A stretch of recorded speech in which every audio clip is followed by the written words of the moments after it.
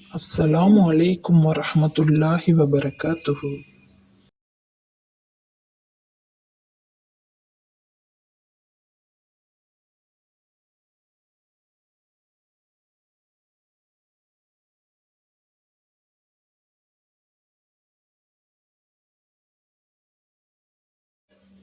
அல்லாஹ் நிராகரிப்பவர்களை அழித்து உண்மை நம்பிக்கையாளர்களை வடிகட்டி எடுப்பதற்காகவும் இவ்வாறு செய்கிறான்.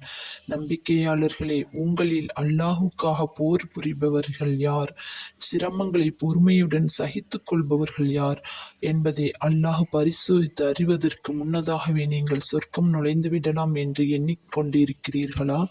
நீங்கள் இறந்து விடுவதற்கு முன்னதாகவே அல்லாஹ்வின் பாதையில் உங்கள் உயிரை அர்ப்பணம் செய்ய விரும்பிக் கொண்டிருந்தீர்களே, இப்போது அது உங்கள் கண்முன் இருப்பதை திட்டமாக பார்த்துவிட்டீர்கள். ஆகவே இந்த போரில் ஏன் தயங்குகிறீர்கள்?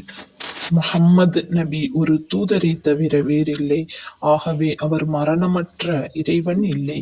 அவருக்கு முன்னரும் இவ்வாறே பல தூதர்கள் சென்றிருக்கின்றனர். அவர் இறந்துவிட்டால் அல்லது வெட்டப்பட்டு விட்டால் நீங்கள் புறங்காட்டி சென்று விடுவீர்களோ?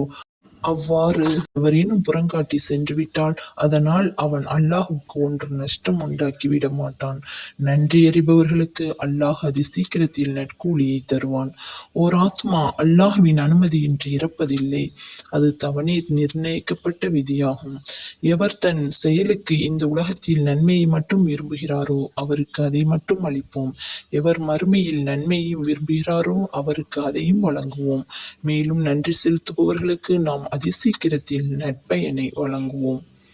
எத்தனையோ இறை தூதர்களும் அவர்களுடன் இறைவனின் பல நல்லடியார்களும் சேர்ந்து அல்லாஹ்வின் பாதையில் போர் புரிந்திருக்கின்றனர். அவர்கள் அல்லாஹ்வின் பாதையில் போர் செய்ததனால் தங்களுக்கு ஏற்பட்ட சிரமத்தின் காரணமாக அவர்கள் தங்கள் தைரியத்தை இழந்துவிடவும் இல்லை, பலவீனமாகிவிடவும் இல்லை, எதிரிகளுக்கு பணிந்துவிடவும் இல்லை. இவ்வாறு சிரமங்களை சகித்துக் கொள்பவர்களைத்தான் அல்லாஹ் நேசிக்கிறான். இத்தகைய சந்தர்ப்பங்களில் அவர்கள் தங்கள் இறைவனை நோக்கி, எங்கள் இறைவனே, எங்கள் பாவங்களை நீ மன்னிப்பாயாக, எங்கள் செயல்களில் நாங்கள் வரம்பு மீறிய குற்றத்தையும் மன்னிப்பாயாக, எங்கள் பாதங்களை போரில் நழுவாது நீ உறுதிப்படுத்தியும் வைப்பாயாக, உன்னை நிராகரிக்கும் மக்களை வெற்றி பெற நீ எங்களுக்கு உதவி புரிவாயாக என்று அவர்கள் பிரார்த்தித்து கூறியதை தவிர வேறென்றும் கூறியதில்லை.